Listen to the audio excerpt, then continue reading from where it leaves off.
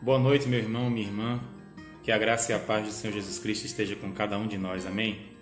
É muito bom estar com vocês essa noite, bem diferente da noite passada, que nós estávamos ali cultuando no templo, junto com os irmãos, mas se faz necessário nesse momento estarmos agora sim, cultuando, agora usando as ferramentas da internet, e para nós é uma alegria estarmos mais uma vez juntos, aqui no canal da Segunda Igreja Batista em Lucas. E quero dizer aos irmãos que de nenhuma forma nós podemos entender que a igreja está fechada. A igreja não fechou, irmãos. A igreja somos nós. Ali é um templo, apenas um templo. A igreja somos nós. E o culto ao Senhor é um culto prestado em espírito e em verdade. Por isso eu convido você para nessa noite estar cultuando ao Senhor juntos. Como diz o texto em Atos 2, versículo 46, diariamente perseveravam unânimes no templo, partindo o pão de casa em casa e tomavam as suas refeições com alegria e singeleza de coração. Era dessa forma que a igreja primitiva fazia, no templo, mas também de casa em casa. E vale o entendimento que no templo, era no templo judeu, o grande templo, mas a igreja se reunia com o cristianismo iniciando ali de casa em casa, então era uma bênção. E convido você para nesse momento a gente fazer uma oração e estarmos agora iniciando o nosso culto dessa noite. Que Deus te abençoe e que Ele possa falar ao teu coração nessa noite. Oremos. Senhor nosso Deus, nós estamos gratos, Pai, porque o Senhor tem sido maravilhoso conosco, porque, ó Pai, de nenhuma forma a tua igreja ela parou alguma coisa, pelo contrário, talvez o culto coletivo em um templo, em um lugar, pode ter parado, mas nós estamos aqui, Senhor, orando, nós estamos aqui, Senhor, intercedendo, nós estamos aqui louvando o teu nome, nós iremos ouvir a tua voz, a tua palavra. Portanto, ó Pai, de nenhuma forma nós estamos parados, calados, porque a tua igreja é espiritual, Senhor. Que a tua igreja, ó Pai, não está apenas em um local físico, mas ela está, Senhor, na reunião dos teus santos, em tantos lugares, ó Pai. Portanto, recebe nossa oração, recebe o nosso louvor, nossa adoração, Senhor. Que esse culto seja conforme a tua vontade, e é no nome de Jesus que nós oramos. Amém. Amém, querido? Então, que nesse momento possamos então dar continuidade ao nosso culto. Vamos louvar ao Senhor nesse momento com uma canção.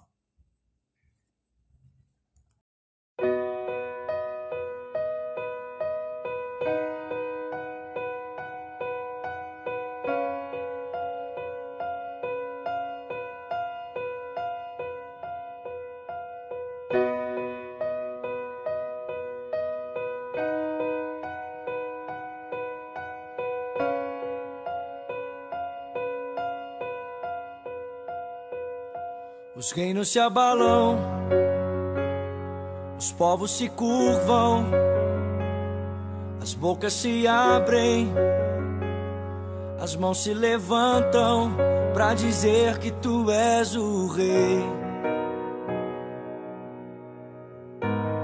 para dizer que tu és o Senhor.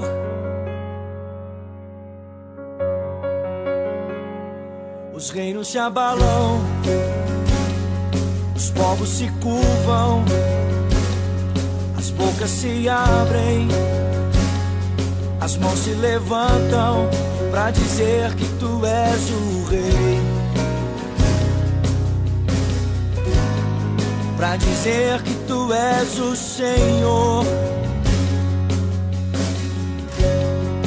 Teu reino é sempre eterno, firmado em misericórdia, justiça e igualdade, bondade e fidelidade. A tua igreja te adora, a tua igreja te adora.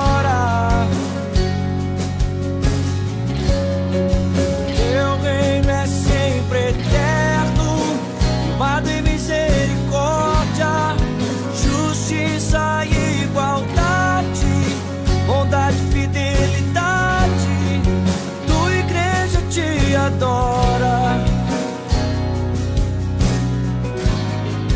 Tua igreja te adora.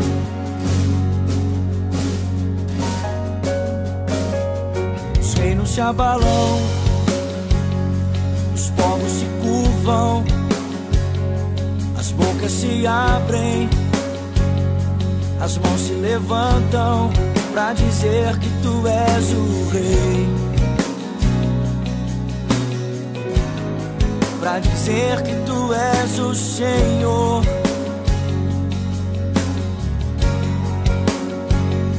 Os reinos se abalam, os povos se curvam, as bocas se abrem, as mãos se levantam pra dizer que tu és o rei, pra dizer que tu és o rei, pra dizer que tu és o Senhor, pra dizer que tu és o rei, pra dizer que tu és o rei, pra dizer que tu és o Senhor, pra dizer que tu és o rei, pra dizer que tu és o rei, pra dizer que tu és o Senhor. Teu reino é sempre eterno, firmado em misericórdia, justiça e igualdade, bondade e fidelidade. A tua igreja te adora. Tua igreja te adora. Teu reino é sempre eterno, firmado em misericórdia, justiça e igualdade, bondade e fidelidade. A tua igreja te adora. A tua igreja te adora. Yeah, yeah, yeah.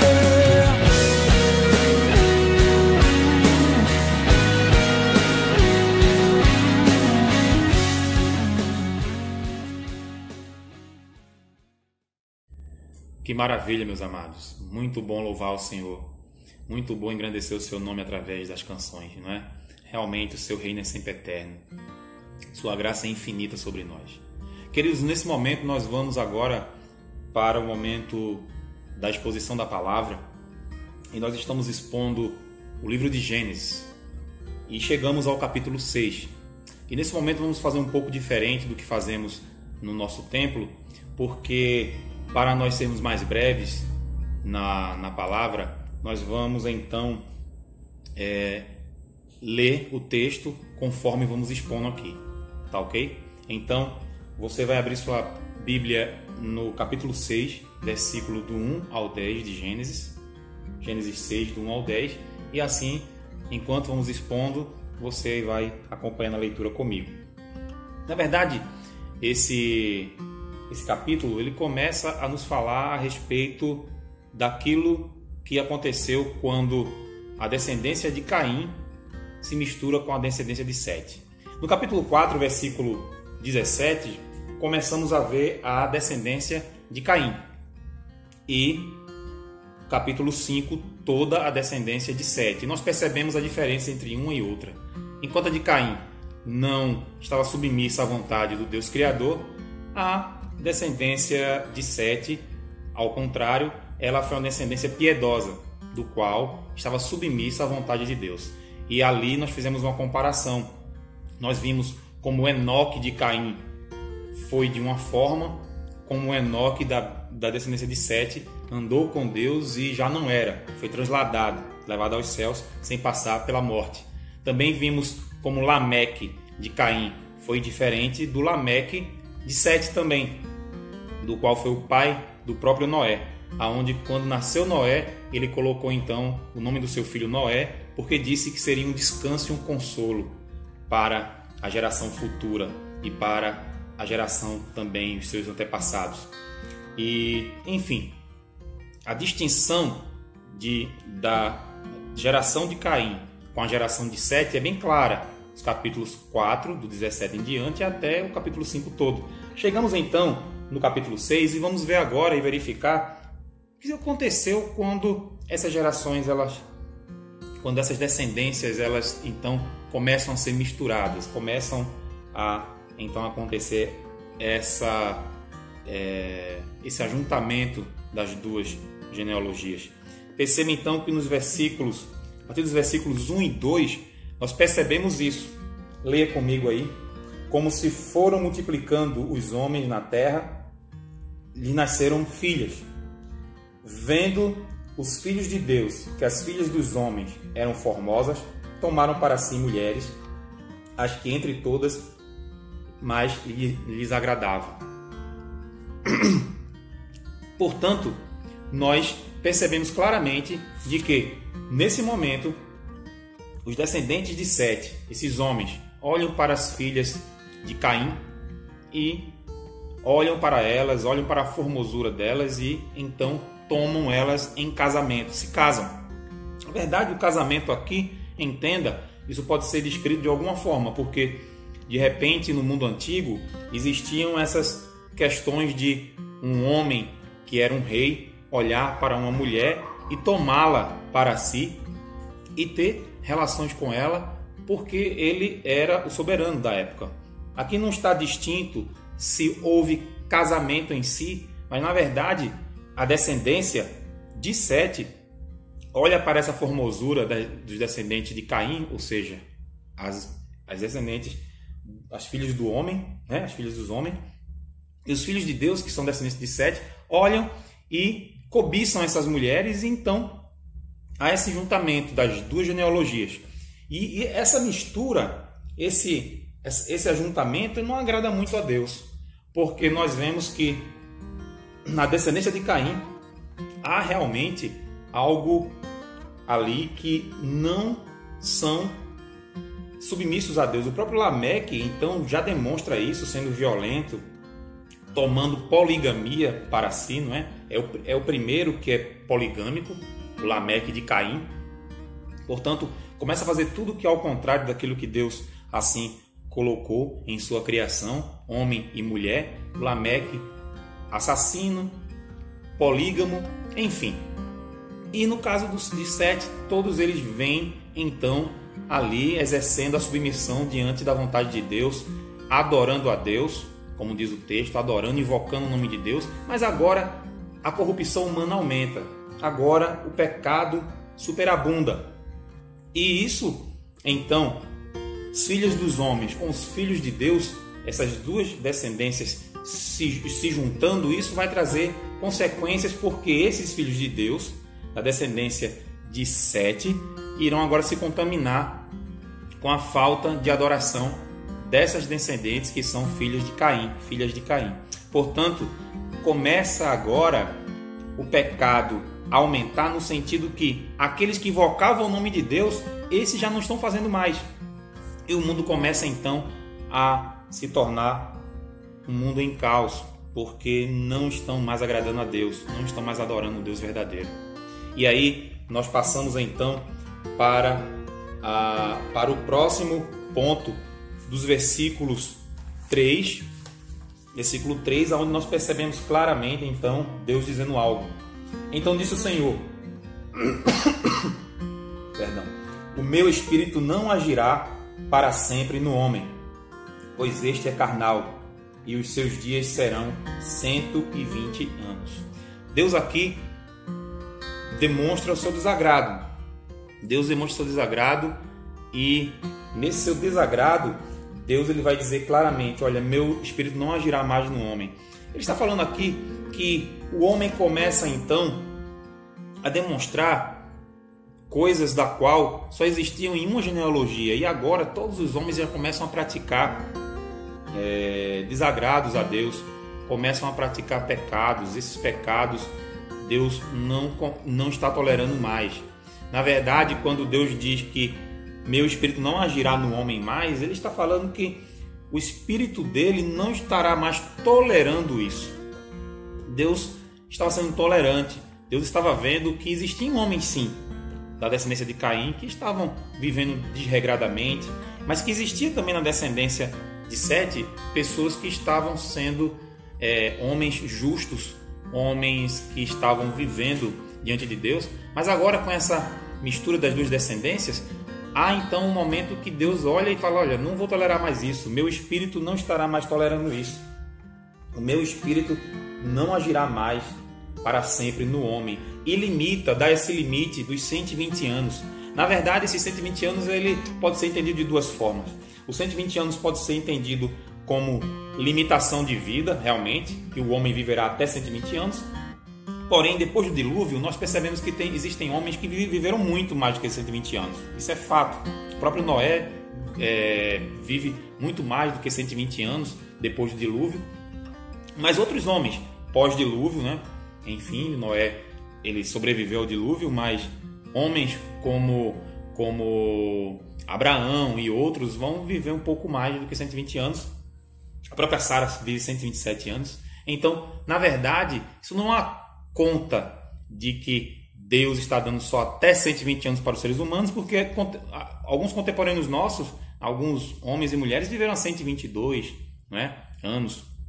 Diz aí os livros o livro dos recordes, né, o Guinness fala sobre isso. Mas na verdade, o texto aqui pode dar entendimento de encurtamento de vida realmente do homem. E aí, o encurtamento não é apenas os 120 anos, mas está dizendo: olha, mas o homem não vai viver tanto quanto vivia, 900 e poucos anos, 800 e poucos anos, porque era isso da qual o homem vivia antes do dilúvio.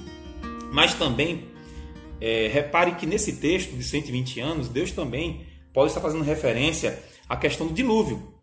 Porque no momento que Noé ele sabe da notícia que vai ter um dilúvio, que ele precisa fabricar uma arca, então você percebe que desde aí Noé estava com mais ou menos 500 anos.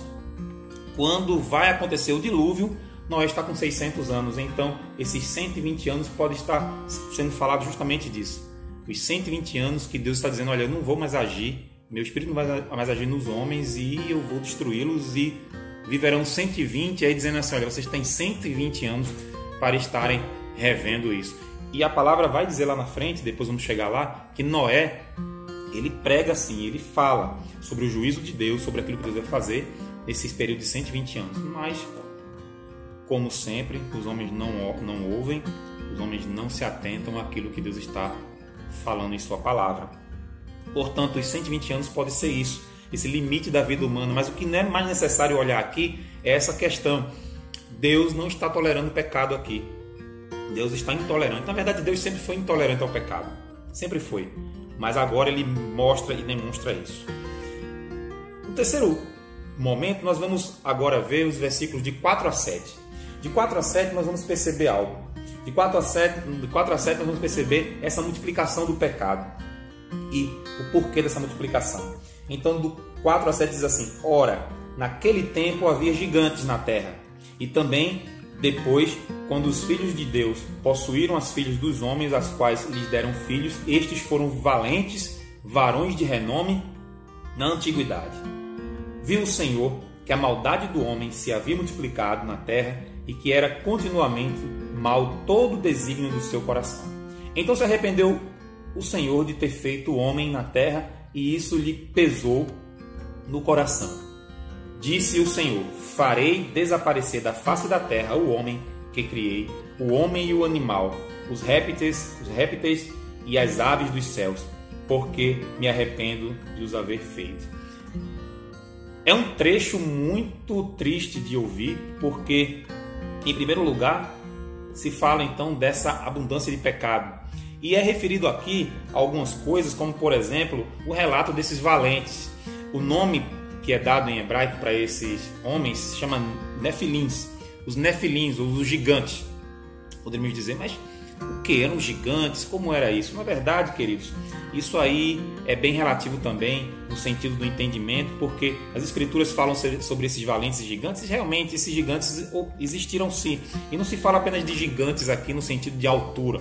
Eram homens até de uma estatura e de uma força realmente grande, mas aqui está se falando mais de pessoas que imporam respeito, que tinham poder bélico, poder também de persuadir pessoas. Eram pessoas violentas também, mas esses valentes, eles conquistaram. Eles foram conquistadores, eles foram pessoas excelentes, até mesmo em termos de inteligência. Ora, isso já é meio que predito, porque se são filhos das duas descendências, você percebe que no capítulo 4, do versículo 17 em diante, você percebe que os descendentes de Caim foram eles que foram os primeiros a fazerem armas de metal, não é? Ferro e bronze. Foram eles que foram os primeiros criadores de gado. Enfim, eram homens inteligentes e homens inteligentíssimos. E os filhos de Sete também não ficaram abaixo. Eram pessoas também ali que conheciam o verdadeiro Deus e que tinham sim sua sabedoria. Portanto, quando se unem esses dois, com certeza, filhos ali, descendentes com um poderio tanto intelectual como também, enfim, um poderio bélico, e foram reconhecidos como gigantes, os nefilins. E esses ali eram, na antiguidade, homens de renome, como diz aqui. Agora, perceba, homens de renome. Homens que, então, tinham fama na época. E eu fico aqui pensando que não anda em igualdade, em pé de igualdade, fama, reconhecimento e submissão à vontade de Deus e integridade. Perceba que aqui nós vemos claramente que o pecado começa a aumentar, mesmo tendo esses homens tão famosos e valentes, como diz a palavra. E isso nos leva a ver com certeza de que o pecado, ele não vai ser diminuído ou aumentado em relação à intelectualidade da pessoa, em relação se a pessoa ela conquista ou não conquista alguma coisa. Pelo contrário, o pecado é algo inerente do homem que veio desde o pai Adão, desde a mãe Eva, e que na verdade é tão forte que não adianta por força humana diminuir o pecado ou extingui-lo. Não adianta. Na verdade, o que nós estamos lendo aqui é claramente que esses homens, a civilização, apesar da ruína com o pecado, estão crescendo, estão aumentando, estão conquistando, eles estão ficando famosos, mas não estão agradando a Deus. É diferente agradar a Deus e diferente de conquistar coisas, ser inteligente. Na verdade, inteligência é diferente de sabedoria. Sabedoria provém do alto, provém de Deus. E aí nós percebemos então isso acontecendo. E aí nós vamos então olhar que no versículo 5 o mal aumenta, não é? A maldade do homem se havia multiplicado na terra e todo desígnio era mal. Olha só, tão inteligentes, tão famosos, conhecidos como valentes, mas o mal aumentava, aumentava e aumentava, a decadência humana acontecia. E esse mal é que leva então a Deus se arrepender. Mas vamos perceber o que é esse arrependimento de Deus. No versículo 6 então, é quando é indagado então se arrependeu o Senhor de ter feito o homem na terra, e isso lhe pesou o coração. Na verdade, o arrependimento de Deus aqui, isso é chamado de antropopatia. O que é patia? Patia é sentimento. Na verdade, é colocado aqui por Moisés, que escreveu o Gênesis, ele colocou uma antropopatia, ou seja, um sentimento humano para designar o que é que Deus estava sentindo. Mas Deus não se arrependeu, ele não faz as coisas e se arrepende. Aqui infelizmente não deu certo, vamos partir para outra coisa. Não, pelo contrário, o que aconteceu com Deus aqui pode ser a mesma coisa, pode ser colocado como o mesmo sentimento que aconteceu com Jesus. Sim, Jesus. Em dado momento, Jesus nos evangelhos é mostrado que Jesus ele chora por Jerusalém, diz: Jerusalém, Jerusalém, tu que matas os profetas, eu como uma galinha quis então juntar os meus filhos. Quer dizer, Jesus está ali da mesma forma, sentindo aquilo que Deus sentiu, olhando, não por arrependimento, mas realmente desolado. Então o que Deus sente, o arrependimento, não é um arrependimento de meu Deus, me arrependi de ter feito, olha, vou acabar com tudo. Não é isso. Ele está dizendo o seguinte: Poxa vida, como pode? Como pode uma criatura feita à minha imagem e semelhança? Como pode pessoas que eu mesmo fiz e que coloquei a minha imagem e semelhança estar acontecendo isso? Deus, então, ele está desolado. Deus, então, ele está insatisfeito, uma insatisfação profunda, não de algo de erro dele, mas de algo do que o homem mesmo está buscando, porque o homem havia no homem o livre-arbítrio no momento antes do pecado, e o homem escolheu pecar, e esse pecado agora mancha, e agora toda a vontade do homem é feita através desse pecado. Esse pecado domina o homem, é dominado, e Deus claramente aqui vai estar então com o seu coração pesado e diz: olha, eu estou desolado, eu estou profundamente desolado. Mesmo sentimento quando o Deus encarnado, Jesus Cristo, sentiu quando olhou para Jerusalém e disse a mesma coisa. Por quê? Porque o nosso Deus gostaria de ver algo diferente em nós.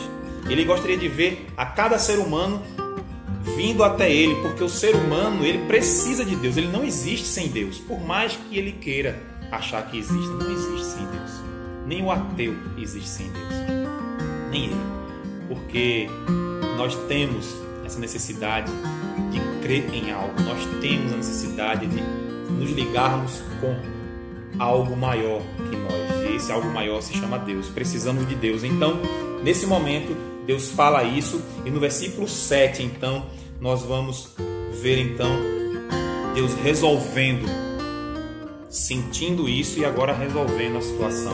Ele vai dizer no 7 assim: disse o Senhor, farei desaparecer da face da terra o homem que criei, o homem e o animal, os répteis e as aves dos céus, porque me arrependo dos haver feito. Mais uma vez, eu arrependo no sentido, eu estou profundamente insatisfeito com isso tudo, e é dado juízo. Nesse momento aqui, meus queridos, eu posso falar para vocês agora. Eu não falei no início porque seria interessante falar agora, quando nós estamos nesse ponto do versículo 7, porque o que você está vendo aqui então? Nós estamos vendo aqui, meus queridos, apenas uma amostra do que toda a existência humana, desde o pecado do Éden até o final de tudo, vai então ser mostrado. Aqui é um protótipo do que irá acontecer com a humanidade quando ser comum. Aqui nós vemos o aumento do pecado, nós aqui estamos vendo o aumento do pecado e toda essa questão de não se adorar a Deus por consequência do pecado de Adão e de Eva. Aqui nós percebemos que nem a descendência de Sete era tão justa a ponto de ficar sem se manchar com o pecado, porque nenhum homem é, ninguém é perfeito e ninguém é sem a mancha do pecado, mesmo tendo aceitado a Jesus.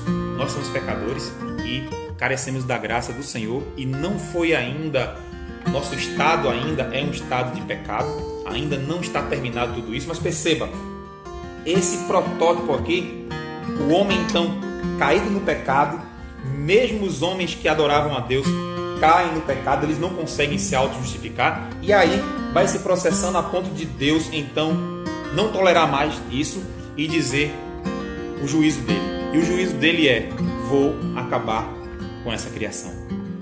Olha só, é um protótipo, e você vai entender isso porque desta forma vai acontecer. O homem pecou, o homem então por si só não consegue justiça, por mais que ele vá à igreja, por mais que ele leia a Bíblia, mais que ele ore, mas há um motivo aqui do qual você irá ver que nessa passagem é o mesmo protótipo do que está acontecendo até os dias de hoje e que acontecerá na nossa glorificação final, aonde no versículo 8 nós entramos então com a questão do derramar da graça. Versículo 8 vai dizer aqui: porém Noé achou graça diante do Senhor. Esse é o texto do versículo 8. Porém Noé achou graça no Senhor. E na verdade, queridos, você achamos graça no Senhor. Se no dia da segunda vinda de Cristo nós não vamos ser condenados eternamente, ficar distantes de Deus, isso foi por meio da graça. Deus achou graça em mim, Deus achou graça em você. E achar graça não é uma questão de que olhou para Noé e disse assim: olha, Noé, você é puro, santo, diferente da sua geração. Não. O que é achou graça em Noé? A graça de Deus, então, olha para Noé e imerecidamente lhe dá o favor de sobreviver ao juízo. O juízo, então, era o dilúvio. Vou acabar com esta criação. Animais, como está dizendo ali, animais, répteis e tal, e o ser humano. Mas ele olha para Noé e fala assim: eu quero te dar minha graça. Ele derrama a graça para Noé. Ele dá a graça a Noé.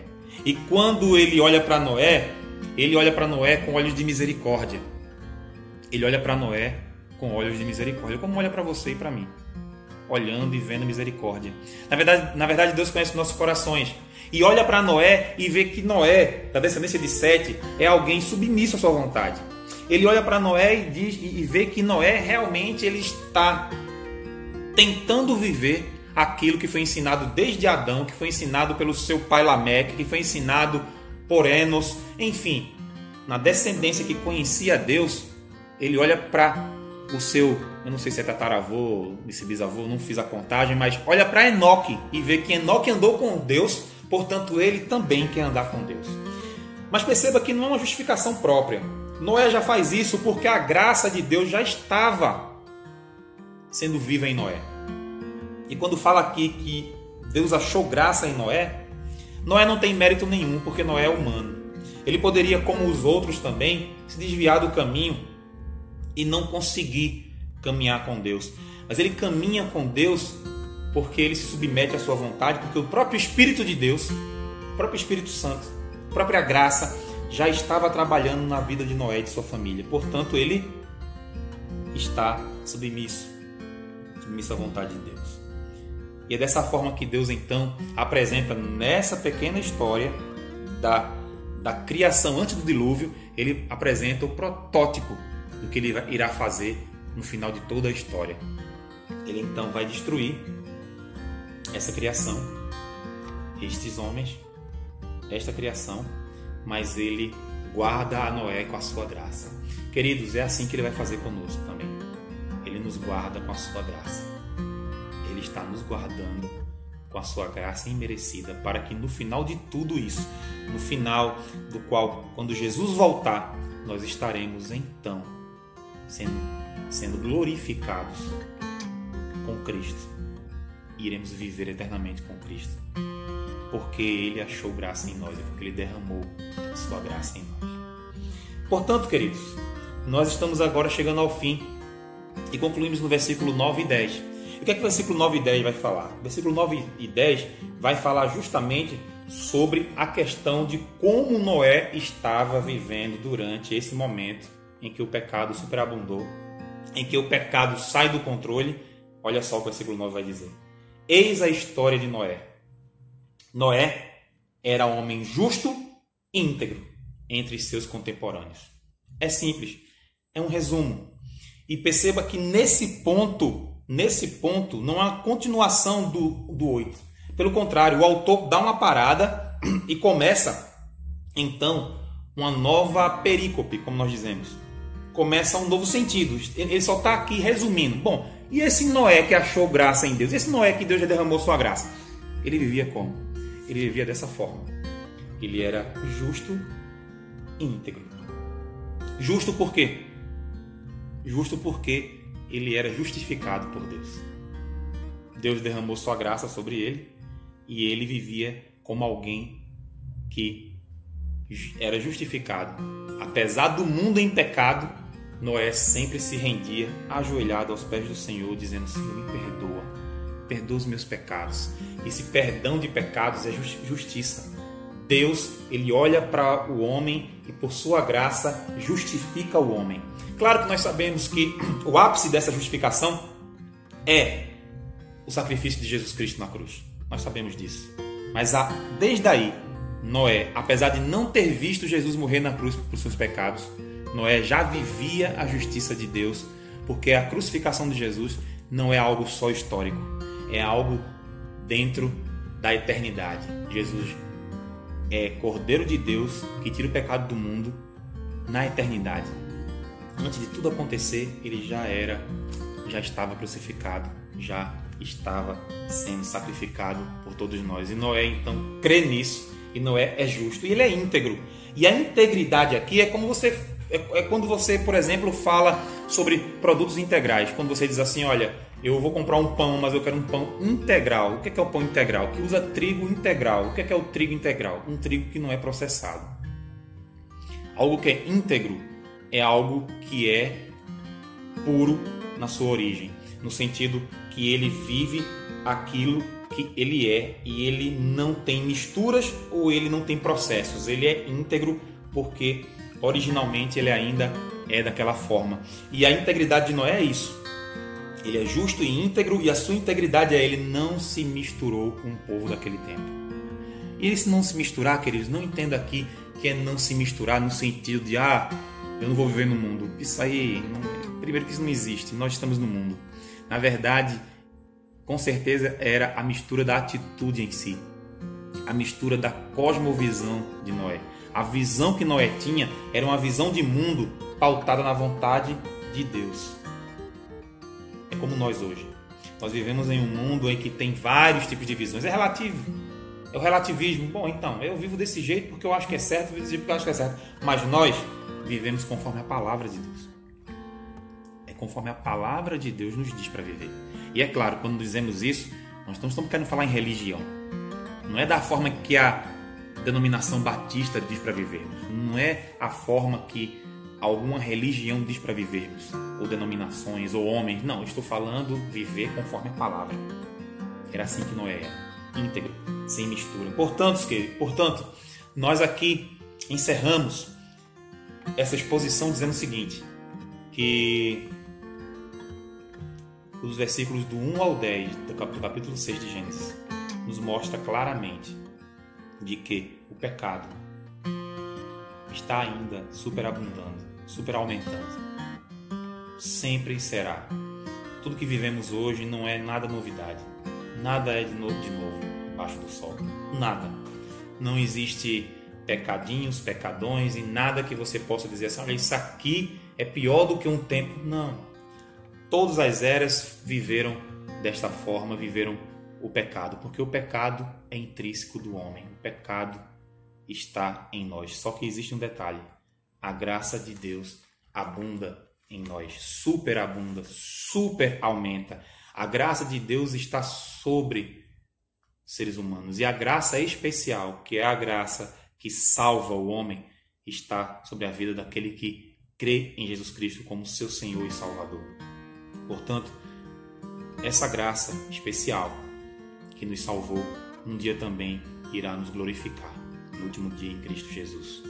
E eu convido você para refletir mais sobre essa palavra, de quando acabar esse vídeo, você parar com você e sua família e perceber o quanto Deus tem derramado de sua graça sobre nossas vidas. Nós somos falhos, nós estamos vivendo um momento hoje muito difícil, que é essa pandemia. Não há essa questão de que o vírus pode acometer não crentes, mas vai proteger os crentes. Não, não existe isso. Somos todos humanos. E Noé vivia junto com essa humanidade toda lá. Pecadores. Nós somos passíveis de realmente sermos infectados com esse vírus. Nós somos passíveis também de não nos contagiarmos. Enfim, tudo que acontece aqui pode acontecer conosco, mas o que a palavra está dizendo é que a graça de Deus está sobre aquele que crê que Jesus é o seu Senhor e Salvador. E sim, com essa graça nós somos separados. Não separados meramente por questões físicas, por questões temporais. Não. Separados para sermos glorificados com Ele. E assim como aconteceu no dilúvio, no dia que Jesus voltar na segunda vez, e essa terra passar, e essa criação passar, no novo céu e nova terra, uma nova criação, eu e você estaremos lá com Cristo, eternamente com Ele. Que Deus assim nos abençoe, que Deus assim coloque esta palavra em nossos corações e que com certeza venhamos a crer em Sua palavra. Que Deus nos abençoe. Nesse momento, Vamos mais uma vez louvar ao Senhor com cânticos.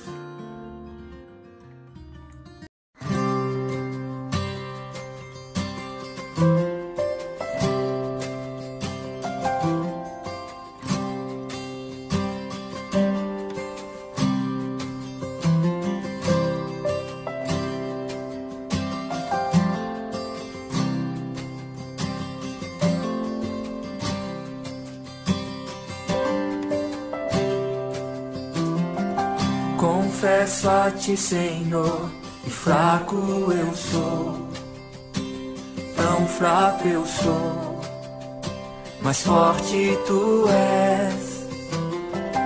Eu venho a ti, Senhor, sem nada pra dar, só quero pedir, vem e ajuda-me, ó Deus.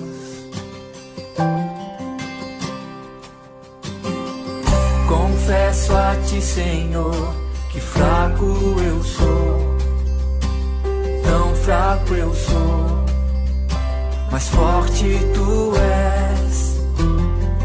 Eu venho a ti, Senhor, sem nada pra dar, só quero pedir, vem e ajuda-me, ó Deus.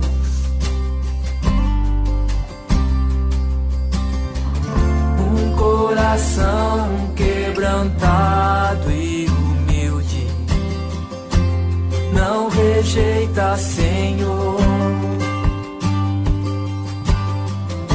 Estenda a mim tua graça e deixe teu amor fluir. Por misericórdia nós clamamos, faz chover perdão e graça sobre mim, perdão e graça, e lava-me, Senhor, pois hoje eu preciso do teu amor. Faz chover perdão e graça sobre mim, perdão e graça, e lava-me, Senhor, pois hoje eu preciso do teu amor.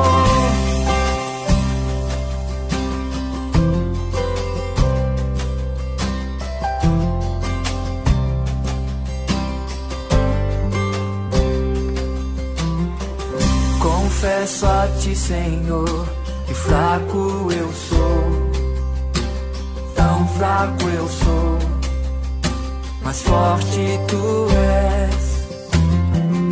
Eu venho a ti, Senhor, sem nada pra dar, só quero pedir, vem e ajuda-me, ó Deus.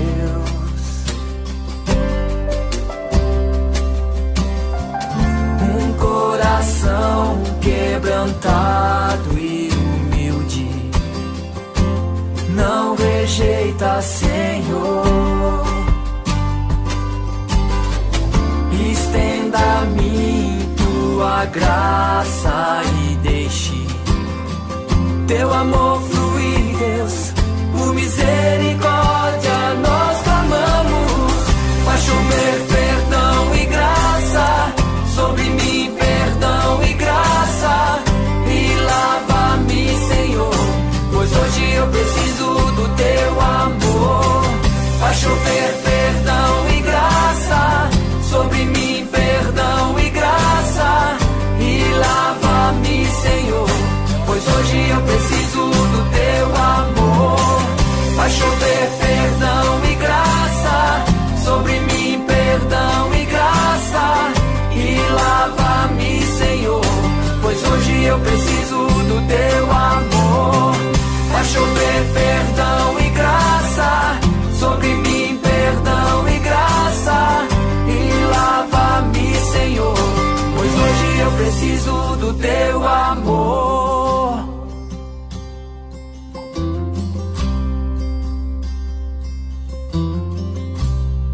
Amém, queridos, amém. Faz chover perdão e graça em nossas vidas, Senhor. Ele sabe o que nós precisamos, queridos. Ele sabe que nós necessitamos da sua graça, da sua misericórdia em nossas vidas. Queridos, foi muito bom estar com vocês, cultuando a Deus nesse período. Tão diferente, não é? Eu, particularmente, não sou muito acostumado de gravar vídeos e, enfim, Estamos fazendo aqui o que nós podemos para vivermos esse momento de um momento que estamos agora em casa, não é? Para então juntos cultuarmos ao Senhor de alguma forma. Eu te agradeço por estar conosco nessa noite, te agradeço por ter louvado conosco e ter ouvido a sua palavra, a exposição da sua palavra. E nesse momento nós queremos orar com você. Nesse momento eu quero orar, e um pouco antes da oração eu quero te dizer que evite sair, fique em casa, fique em casa. Mais uma vez eu te digo que a igreja não fechou, a igreja somos eu e você, mas nós somos cidadãos também aqui da terra, e como cidadãos da terra, vivendo integralmente e vivendo como justos aqui, nós precisamos de dar o exemplo. Portanto, vamos evitar a disseminação desse vírus, vamos ficar em casa, vamos evitar que outras pessoas possam pegá-lo, não só nós, mas façamos como todo cristão deve fazer, de olhar para o próximo, vamos amar o outro e vamos ficar em casa para podermos, ficando em casa, glorificar a Deus por estar fazendo ao próximo aquilo que com certeza Jesus faria em nosso lugar. Que Deus então te abençoe. Vamos orar nesse momento. Feche seus olhos.